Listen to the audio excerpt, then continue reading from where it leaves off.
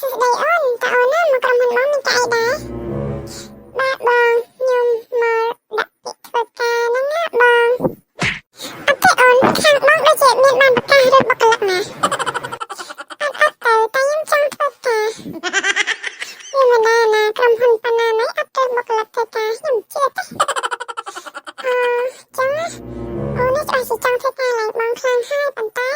អូនចង់ធ្វើអីដែរក្រែងរកក្រុមហ៊ុនរបស់បងមានកន្លែងទំនេរឲ្យអូនធ្វើការបានខ្លះប៉ុន្តែបងចង់ដឹងថាហេតុអីបានអូនជ្រើសរើសមកដាក់ពាក្យនៅក្រុមហ៊ុនបងបងតែគេមកធ្វើការគេចង់បានប្រាក់ខែមកសួរដូចអត់ដឹងហើយមកសួរចឹងណាមានលទ្ធភាពឲ្យប្រាក់ខែខ្ញុំម៉េចរឿងប្រាក់ខែអត់សំខាន់ទេអូនសំខាន់តែអូនហ្នឹងណាចេះអីគេខ្លះហើយក្រុមហ៊ុនបងណាជ្រើសរើសអូនធ្វើការបានអត់ចឹងបងសុំសួរអូនថាតើអូនណាធ្លាប់ធ្វើការពីមុនឬអត់ទេឬក៏មានជំនាញអីជាប់ខ្លួនមកខ្លះឬអត់មើលបងសួរ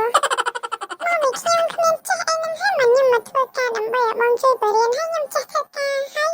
រកបានហ្នឹងបងដឹងហើយថាអូនមកធ្វើការហ្នឹងចង់បានលុយប៉ុន្តែបងគ្រាន់តែចង់ដឹងថាអូនណាធ្លាប់ធ្វើការងារអីខ្លះទទួលបានបទពិសោធន៍អីខ្លះដើម្បីធ្វើការងារកន្លែងបងកើតឥឡូវបងសួរអូនម្ដងទៀតបើសិនជាអូនអត់ធ្លាប់មានជំនាញអីទេ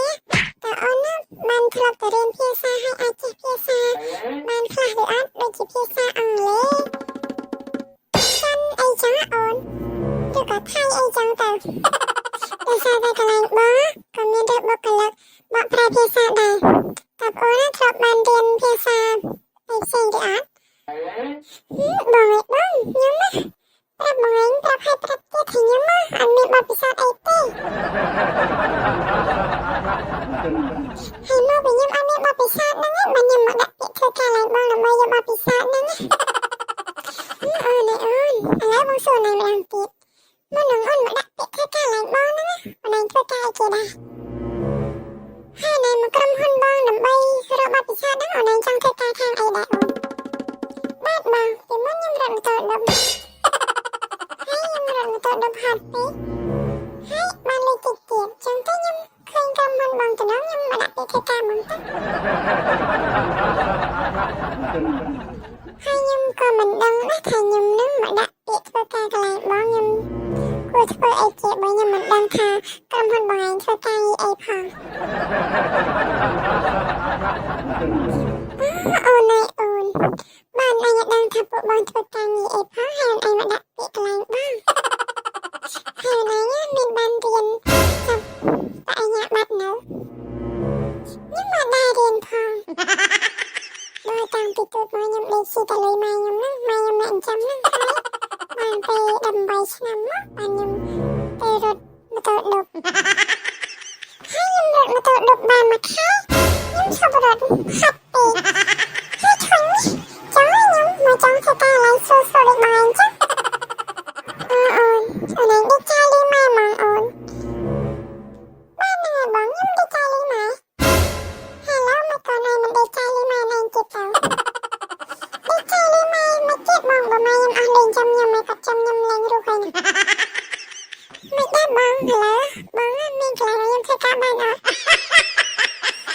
អូនបងគ្មានកន្លែងដាក់បុគ្គលិកដូចអូនទេបងអីមិនដឹងថាមកដាក់ពាក្យធ្វើការអីផងហ្នឹងហើយអត់មានជំនាញជាប់ខ្លួនទៀតឲ្យបងធ្វើម៉េចឡើយណា